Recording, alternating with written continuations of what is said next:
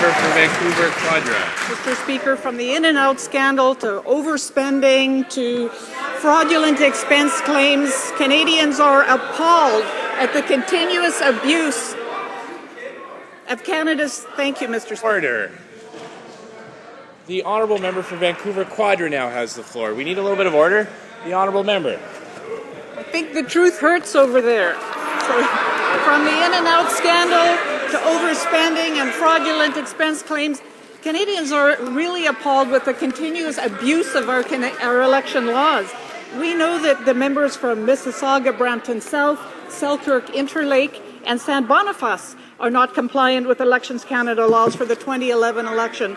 Mr. Speaker, could the government please tell us how many more Conservative MPs are lined up and fighting Elections Canada over their campaign overspending?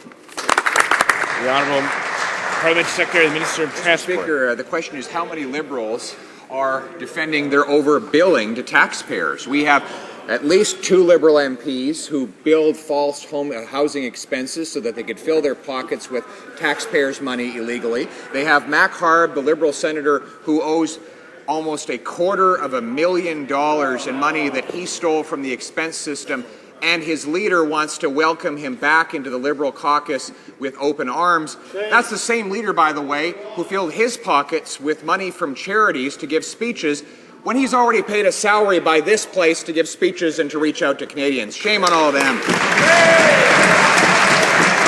The honourable member for Vancouver Quadra. Thank you. Straight out of the Paul Rove evasion playbook, I see.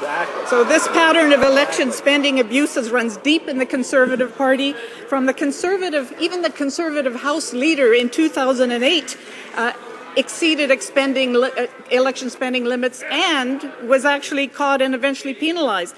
Speaking of 2008, the Conservative member from Peterborough still is not compliant for overspending during that election.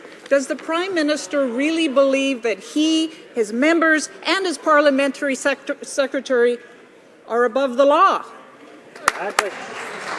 The Honourable Parliamentary Secretary, the Minister of Transport. Mr. Speaker, the member across is wrong and very wrong.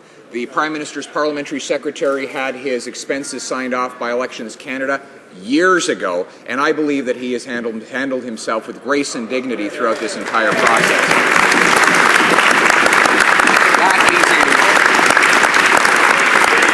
That is in sharp contrast to the Liberal leadership candidates who have $500,000 in past due loans that have become illegal donations.